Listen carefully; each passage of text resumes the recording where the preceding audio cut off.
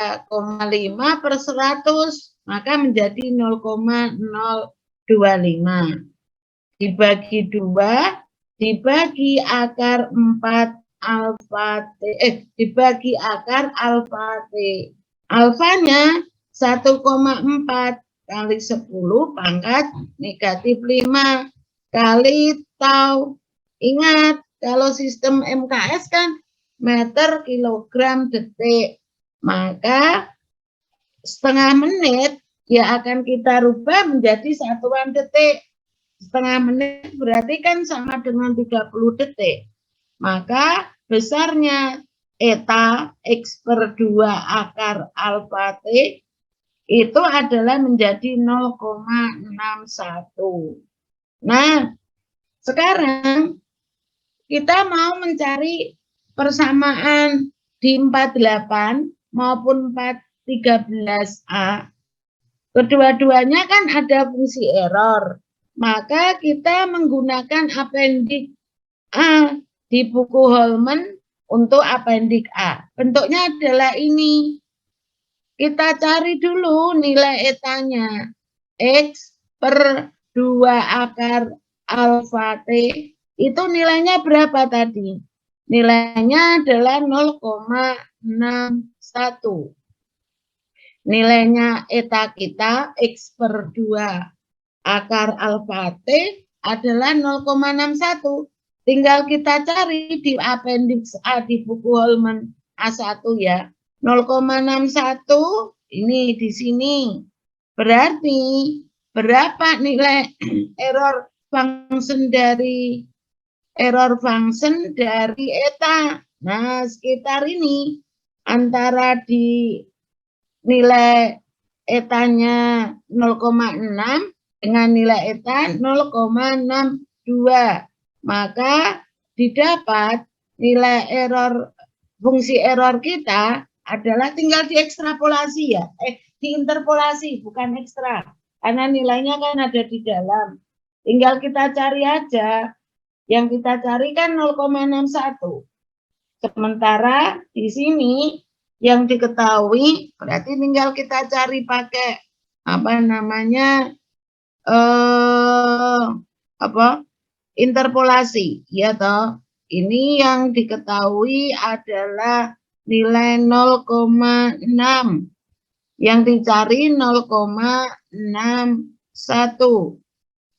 Batas atasnya adalah 0,62. 0,62. Nilai error function eta ketika 0,6 itu berapa? Ini 0,60386. Ini yang belum diketahui. Sementara error function dari 0,62 adalah 0, berapa ini? 61941. Kita cari error function ketika etanya adalah 0,61. Bisa ya? Berarti 0,61 dikurangi 0,6 dibagi dengan 0,62 dikurangi 0,6 sama dengan berapa? X per berapa itu tadi? Yang ini 0, berapa tadi?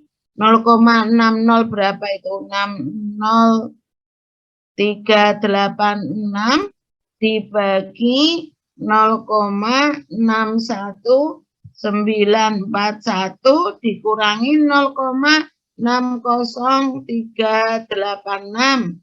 Nah, di soal sudah diketahui dari hasil interpolasi kita itu didapat berapa nilainya error function kita. Ternyata error function kita adalah sebesar 0, dari hitungan ini didapat 0,61164. Dicari aja ya, kan bisa nyarinya mudah.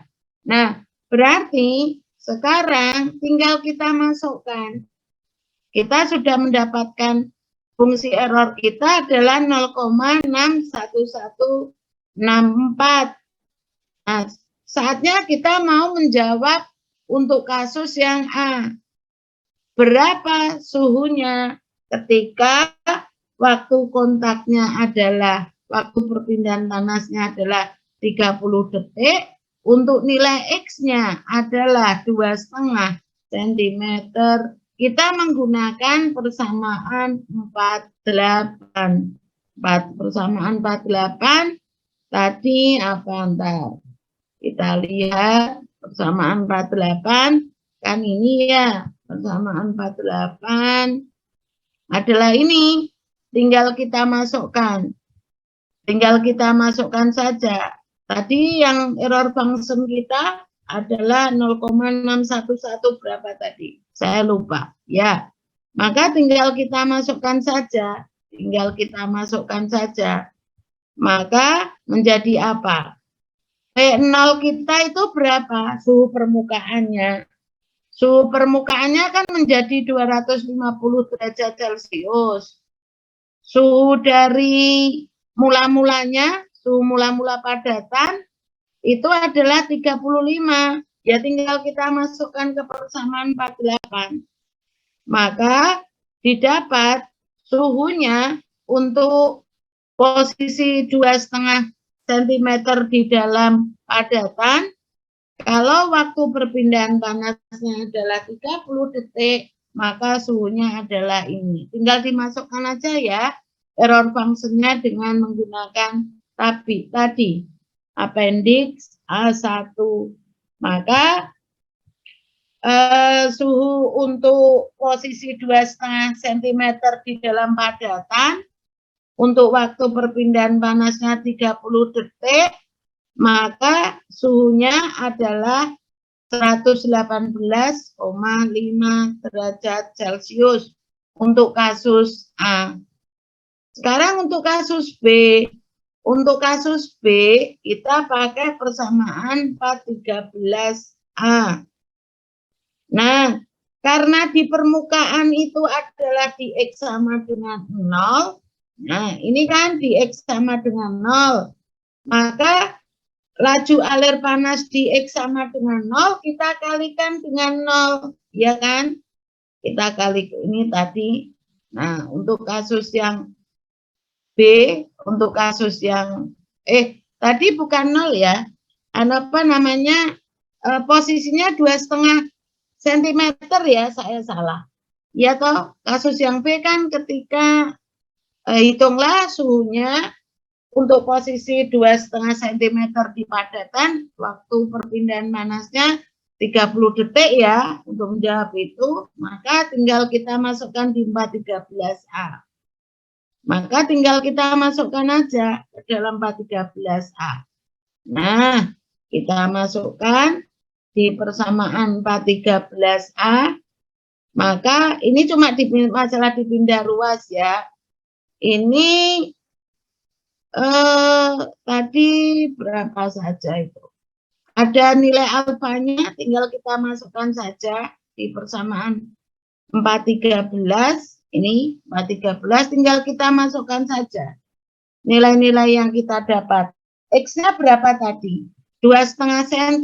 2,5 cm jadikan meter, berarti 0,025. Ya atau 0,025 kan? 2,5 dibagi berapa? Bagi 100. Berarti persamaannya ketemu menjadi ini. Nah, 0,025 kan? Tinggal kita hitung saja. Maka diperoleh suhu di posisi 2,5 cm untuk waktu kontak 30 detik ketika dialiri dengan fluk panas. Fluk panasnya tetap ya. Fluk panasnya ngitungnya dari mana coba? Ngitung fluk panasnya dari mana? Bentar. Untuk ngitung fluk panasnya dari mana ini? Di sini untuk menghitung fluk panasnya adalah bernilai tetap. Ini sudah diketahui di data. Teluk panasnya kan 3,2 kali 10 pangkat 5. Q0 per A-nya adalah ini. Q0 per A-nya, Q0 per A kan karena Q0 laju alir. Laju alir panas, per A kan teluk panas. Ini kan buat per meter persegi. Ini adalah satuan teluk panas. Tinggal kita masukkan saja, maka didapat suhunya adalah 79,3 derajat Celcius. Maka kasus B terjawab. Kita koreksi ya sekarang. Misal kita meninjaunya bukan di 2,5 cm, kita meninjaunya di permukaan. Di permukaan ini untuk kasus B ya, untuk kasus B. Kita meninjaunya itu di permukaan. Maka X-nya kan sama dengan 0. Karena X-nya sama dengan 0, maka yang sisi sini, yang ini, kita koreksi tadi, persamaan 413A. Karena di sini X-nya sama dengan 0, kalau di permukaan, maka nilai ini adalah 0. Akibatnya apa? Maka suhu di permukaan tadi menjadi ini. 100, ini kita koreksi menjadi ini. Ketika suhu di X sama dengan 0, kan di permukaan. Maka nilainya adalah 199,4 derajat Celcius. Baik, kita sudah mendapatkan nilai suhu. Nah, kalau yang tadi untuk kasus A, itu sudah ketemu berapa suhunya kasus A? 118,5 derajat Celcius. Kasus B, suhunya adalah berapa tadi? 79,3 derajat Celcius. Sekarang untuk waktunya sama, 30 detik, tapi kita meninjaunya di permukaan. Maka persamaan B menjadi ini, persamaan 413A maksud saya. Untuk kasus B menjadi ini. Baik, nanti tinggal dipelajari. Baik, sekarang kita masuk di materi terakhir, yaitu kalau di persamaan sebelumnya, untuk di kasus ini untuk kasus benda semi-infinite ya, ternyata kalau untuk kasus benda semi-infinite kan semua bukan benda semi-infinite, maksud saya ini. Untuk kasus benda semi-infinite, untuk keadaan batas tinjauan perpindahan panasnya adalah pada keadaan tidak steady.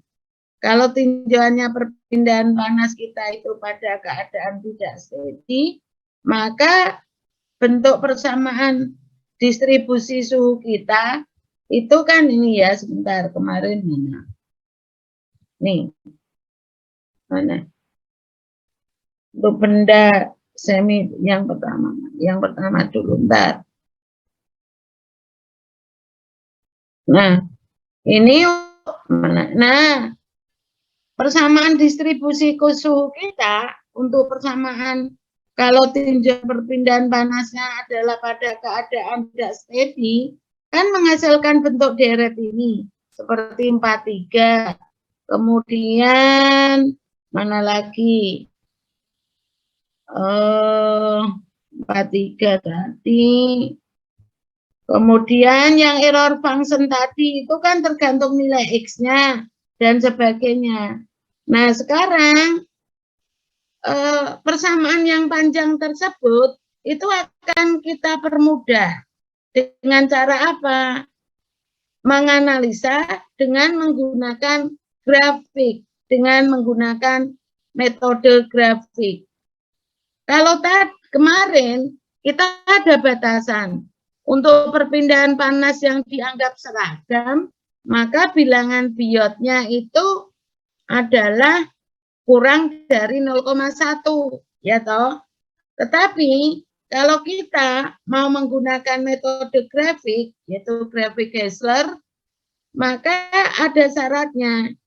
Bilangan Fouriernya harus lebih dari 0,2. Jadi saya ulangi lagi, kalau untuk kita menganggap bahwa distribusi suhunya itu adalah seragam, kemarin kan bilangan biotnya itu adalah kurang dari 0,1. Tapi kalau kita mau mencari persamaan distribusi suhu kita pada perpindahan panas pada keadaan tidak steady dengan menggunakan metode grafik Hassler, maka syaratnya bilangan Fourier-nya adalah lebih besar dari 0,2. Kalau kita menggunakan metode grafik Hassler, maka di sini notasinya ini ada beberapa notasi. Ada theta, itu berlaku umum, theta fungsi X dan waktu dikurangi T fungsi waktu, ini loh, maksud saya yang ini theta kita, ini. Ini adalah persamaan suhu kita, kalau kita menggunakan grafik Hassler, itu banyak notasi ini, ada theta I, ada theta 0, ya toh. Nah, kalau theta sendiri apa? Yaitu suhu berbagai posisi waktu tertentu dikurangi suhu lingkungan itu adalah sama dengan theta. Kalau theta I adalah suhu mula-mula dikurangi suhu lingkungan. Kalau theta 0 itu adalah sama dengan suhu di permukaan dikurangi dengan suhu lingkungan. Kita bisa menggunakan grafik Hassler, syaratnya adalah ini, bahwa bilangan Fourier-nya itu adalah lebih besar dari 0,2. Bentuknya adalah itu. Baik, kalau grafiknya di Holman, kita menggunakan grafik Hassler itu adalah dari grafik 47 sampai dengan grafik 416. Tinggal kita gunakan aja, itu berbagai macam kondisi. Jadi kalau kita menggunakan grafik Hassler, metode grafik Hassler, grafiknya itu ada di figur 47 sampai figur 416. Kita lihat ya. Kita lihat, memang enakan kuliah luring ya, lebih jelas, tapi enggak apa-apa. Ini, nah ini aplikasinya tadi sama ya, untuk plat tipis dengan tebal 2L, untuk silinder panjang, kemudian untuk bendanya berbentuk bola. Ini yang bisa kita gunakan untuk menggunakan grafik Hassler. Nah, ini hanya catatan, kalau yang dicari itu adalah suhu di pusat padatan, maka kita harus mencari theta 0. Kalau theta 0 ketemu, maka kita hubungkan berapa suhu permukaannya. Ingat, theta 0 tadi kan sama dengan suhu permukaan dikurangi suhu lingkungan. Maka kalau theta 0 kalau T lingkungan ketemu, theta 0-nya kan akan ketemu. Nah, kalau yang kita cari bukan suhu di pusat pipa, tapi di luar pusat. Maka kita menggunakan keadaan ini, persamaan ini. Kita menggunakan persamaan ini. Kalau yang pertama ini, yang ini adalah kita mencari suhu di pusat benda kita. Kalau yang ini, persamaan ini kita gunakan untuk mencari suhu di luar pusat benda. Nah, ini kalau ini kan hanya rangkuman ya. Nanti silakan Anda cek.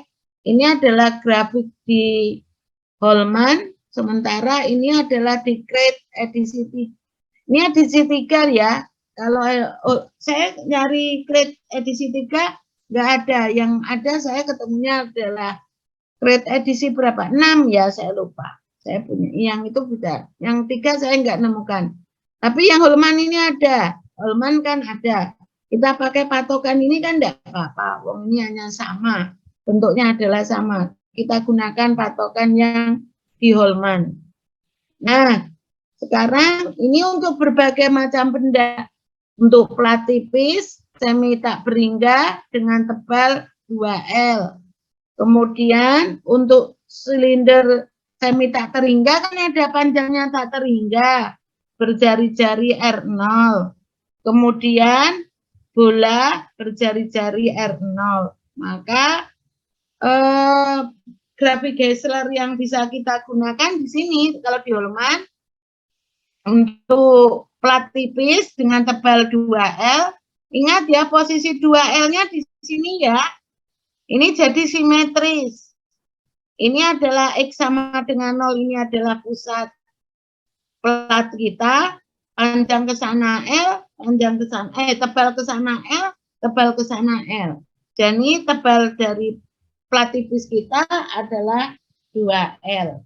Nah, kalau untuk plat tipis, kalau kita menggunakan grafik Geisler di Holman, maka kita bisa menggunakan figur 47, figur 410, dan figur 414. Kalau bendanya itu adalah silinder semi tak terhingga, artinya ya itu ya. Kalau untuk silinder semi tak terhingga, kan tadi panjangnya tak terhingga ya, ini kan silinder panjang. Nih. Nah, kalau tadi panjangnya plat kita itu tak terhingga, tebalnya 2L. Kalau yang ini, silinder kita itu berjari-jari R0, panjangnya tak terhingga. Maka kita untuk silinder dengan panjang tak terhingga berjari-jari R0, kalau menggunakan grafik Geisler, kita bisa menggunakan grafik 48, kemudian 411, dan grafik 415. Kalau untuk bola, grafik Geisler kita bisa menggunakan persamaan 49, 412, dan 416. Kalau yang di grade, karena yang edisinya berbeda, nomor grafiknya berbeda ya, tapi kalau yang di Holman sama. Nah, ini sama tadi. Ini yang di buku grade untuk tabel 23. Ini adalah plat tipis semi tak terhingga. Ini untuk silinder panjang berjari-jari R0. Ini untuk bola berjari-jari R0. Sama ya, kita menggunakan parameter bilangan Biot, kemudian kita menggunakan parameter bilangan Fourier. Untuk plat tipis itu adalah ini, bisa tersaji di layar. Ini untuk silinder semi infinite. Kemudian yang ini untuk bola. Sekarang bilangan tak berdimensi untuk posisi.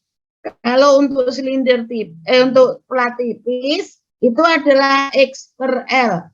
Posisi dalam arah X dibagi tebal plat. Terus kalau yang untuk silinder jari-jari, posisi dalam arah R dibagi jari-jari silinder.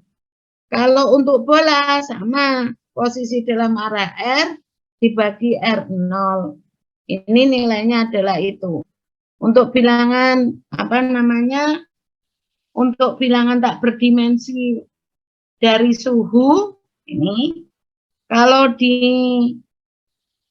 plat tipis kita menggunakan figur 242A.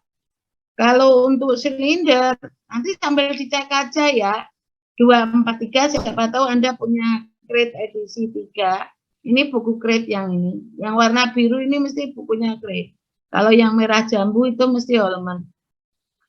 Yang ini adalah figur 244. Ini adalah bilangan tak berdimensi untuk suhu.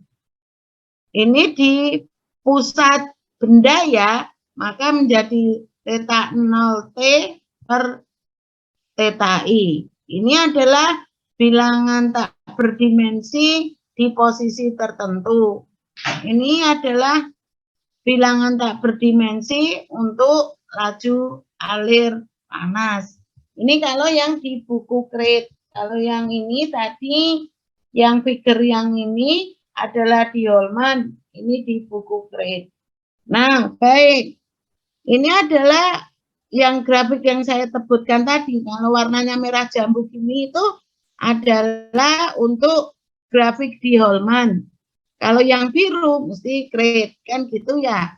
Kalau di Holman kita menggunakan persamaan 47, kok persamaan. Grafik 47 sampai grafik 416. 416 ini sudah ada semua.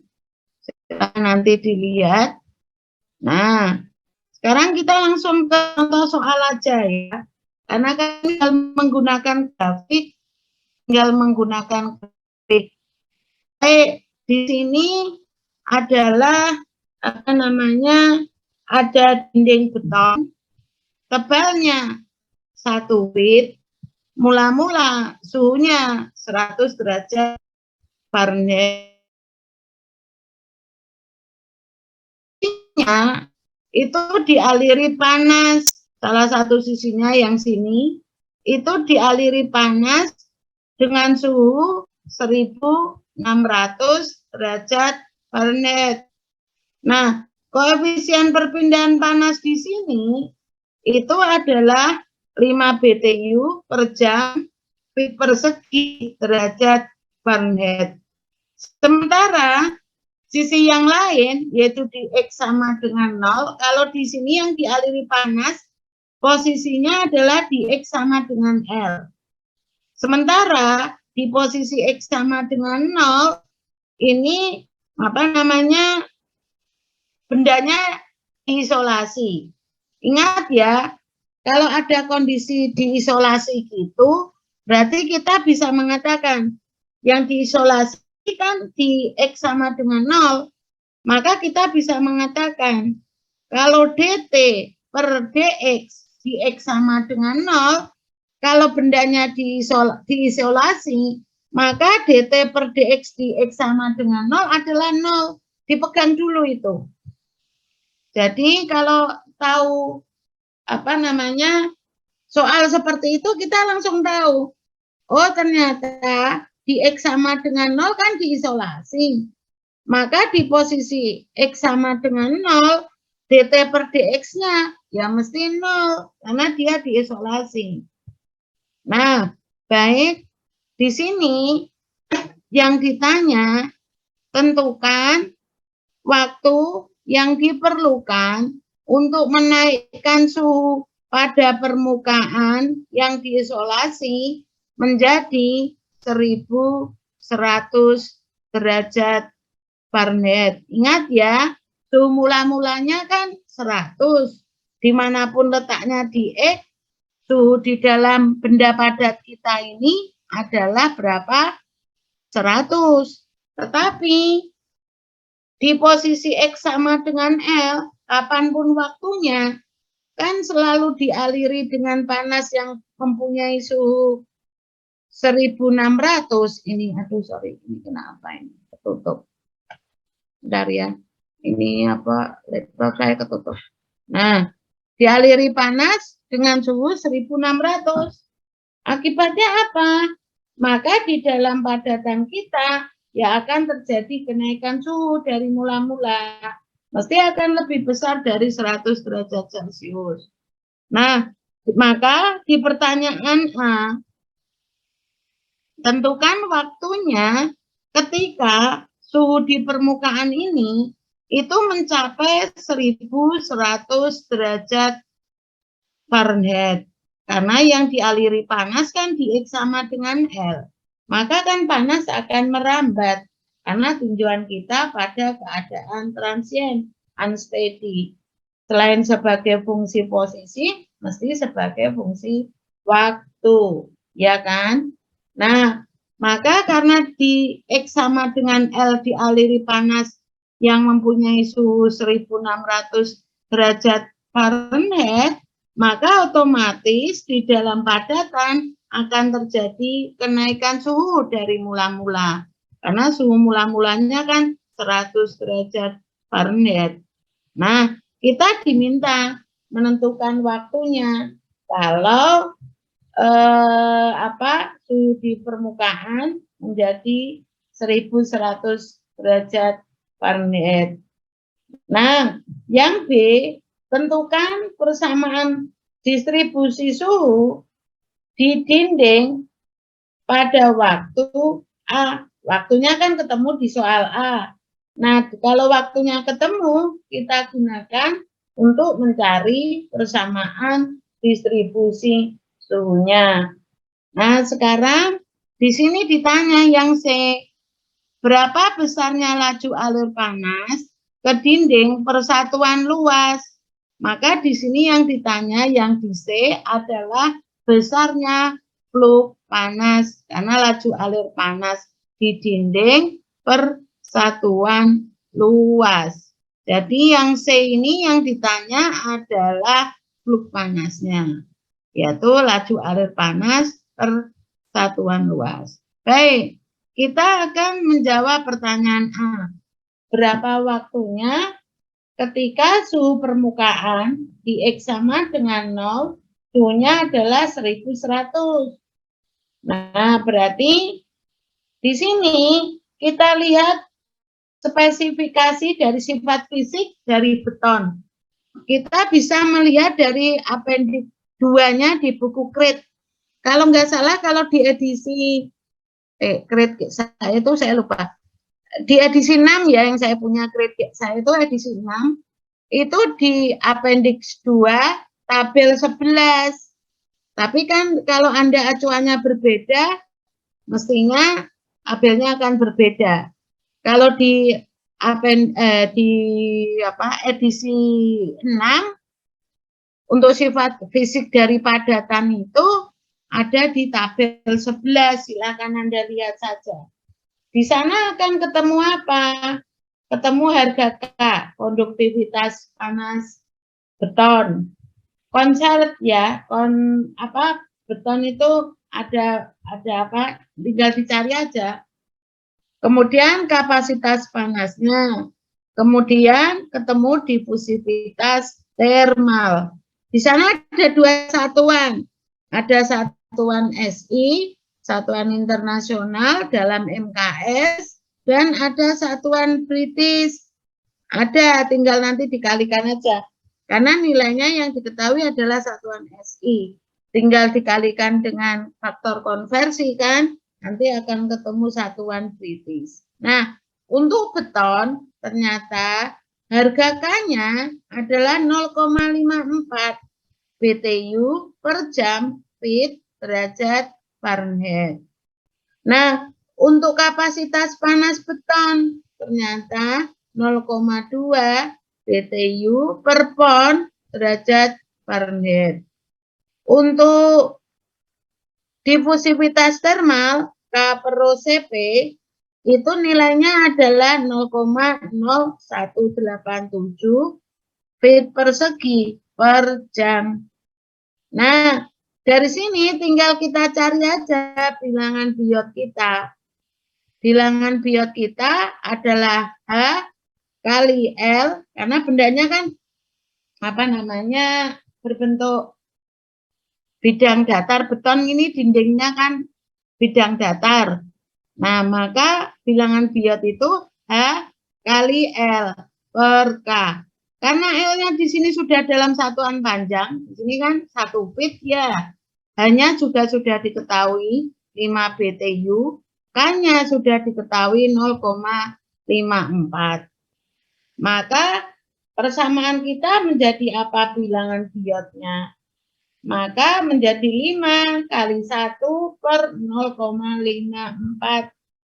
Maka ketemunya adalah 9,26.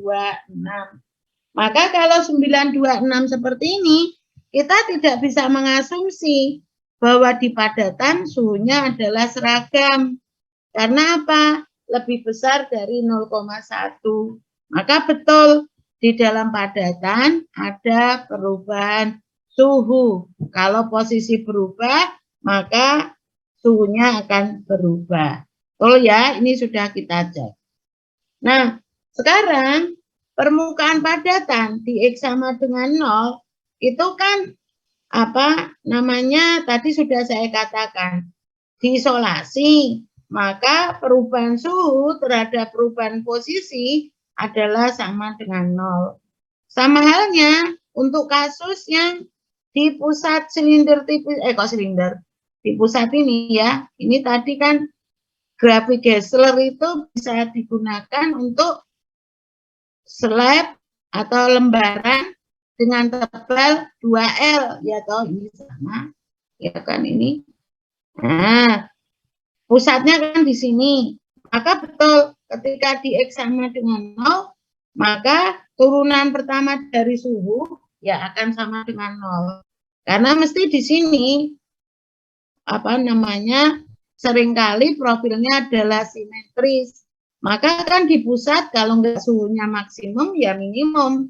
Kalau suhunya maksimum atau minimum, maka kan turunan pertama juga 0.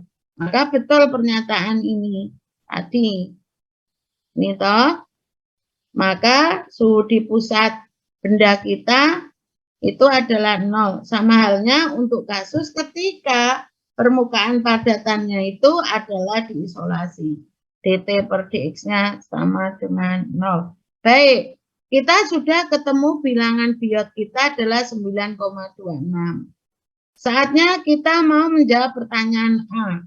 Berapa waktu yang diperlukan ketika suhunya di permukaan 1100?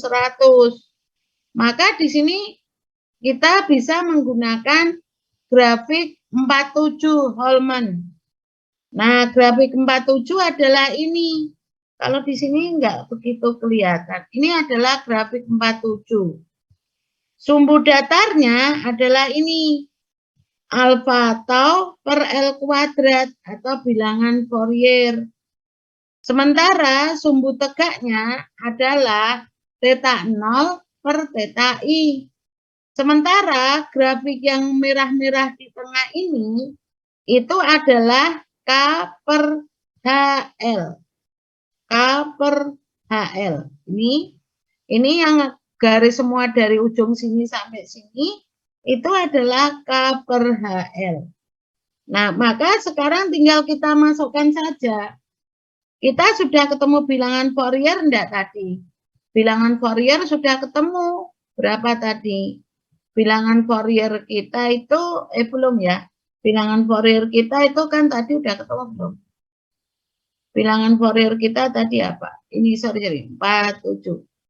Alfa tau per L kuadrat. Alfa tau per L kuadrat. Bilangan Fourier kita ini. Bilangan Fourier kita didapat. Alfa tau per L kuadrat. Nah, ketemu ya. Cara mencarinya dari mana? Bilangan Fourier ini. Jadi, untuk menjawab pertanyaan A, yang diketahui adalah beda suhu ini di permukaan. Maka tinggal kita cari aja. Ini kita lihat ya, grafik 47. Grafik 47 kan T0 min T tak terhingga dibagi TI min T tak terhingga. Ingat, T0 adalah suhu permukaan. T tak terhingga tadi apa? Suhu lingkungan. Suhu lingkungan tadi berapa? 1600 toh? Dibagi TI. TI apa? Suhu mula-mula. Suhu mula-mulanya berapa tadi? 100. Dikurangi dengan T tak terhingga suhu lingkungan. Karena kan tadi dari permukaan ada aliran panas dengan suhu 1600. Maka T tak terhingga kita adalah 1600. TI-nya kita berapa? Suhu awalnya 100. Suhu di permukaan kita berapa tadi? Di soal A kan diminta 1100. Maka kita mendapatkan nilai ini. T0 minta T tak terhingga dibagi TI min T tak terhingga. 1100 dikurangi 1600 dibagi 100 dikurangi 1600. Maka ketemu 0,333. Di sini karena yang dicari adalah waktu. waktu kan nempel di bilangan Fourier, ya tidak. Karena bilangan Fourier adalah alfa tau per L kuadrat. Nah, maka yang kita cari di sini untuk menjawab waktu yang diperlukan supaya suhu permukaan dari dinding kita itu 1100, maka T0 per TI ketemu 0,33. Terus K per HL-nya berapa? K-nya 0,54. H-nya berapa? 5. L kita berapa? 1. Maka menjadi 0,108. Tinggal kita cari saja berapa bilangan Fourier-nya. Tadi theta 0 per theta I kan 0,33, berarti di sini K per HL berapa tadi? K per HL itu 0,108. 0,108 ini yang kecil ini. Maka ketemu, ini kan theta 0 per theta I tadi kan 0,33. Sementara K per HL-nya 0,1 sekian tadi. Di sini tinggal kita tarik ke bawah. Ketemunya berapa ya? Karena ini grafiknya tidak begitu jelas. Nanti kan bisa Anda cek di bukunya sendiri. Ini saya perbesar kok susah. Maka ketemunya ini ya, tahu ya. Theta 0 per theta I-nya kan ketemu 0,33 ada di sini. Terus K per HL-nya kan ketemu yang garis merah jambu ini, merah muda ini. 1, berapa tadi? 0,108. Maka tinggal ditarik ke garis bawah aja. Ketemu bilangan apa namanya? Ini tak tandain aja. Kita kan di 0,33 ini, ya toh ini. Terus K per HL-nya 1, ini, tinggal ditarik ke bawah aja. Nah, ini adalah bilangan Fourier kita. Bilangan Fourier-nya ketemu sekitar 0,7. Bilangan Fourier itu apa? Alfa tau per L kuadrat. Ketemu kan? Alfanya tadi dari data sudah diketahui. Taunya dicari. L kuadratnya, L-nya kan 1, maka pangkat 2 ya 1. Maka waktu ketemu. Maka waktu ketemu ya. Waktunya berapa ini? Saya nggak bawa kalkulator. Maka alfa tau per L kuadrat, alfanya tadi berapa? Alfanya ini, alfanya adalah 0,0187. Terus taunya yang kita cari, maka menjadi berapa? Taunya kan waktu ya, 0,7 kalikan 1 pangkat 2 dibagi 0,0187. Maka ketemu 37,5 jam. 37,5 jam. Ternyata waktunya lama ya untuk mencapai 1100 derajat Celcius dari suhu 100 kalau dialiri panas 1600 lebih dari 1 hari kan? Berapa? Lebih dari 2 hari ya. Karena 2 hari kan 28 jam. Nah, ini ketemu kasus untuk pertanyaan A. Sekarang pertanyaan B. Tentukan distribusi suhu di dinding untuk waktu 37,5 jam. Berarti kalau yang ditanya distribusi suhu, ya kita harus tahu kalau posisinya di mana, suhunya berapa. Posisi tertentu berapa suhunya. Ya toh? Maka sekarang untuk menjawab pertanyaan B, nah, kita menggunakan grafik 410. Grafik 410.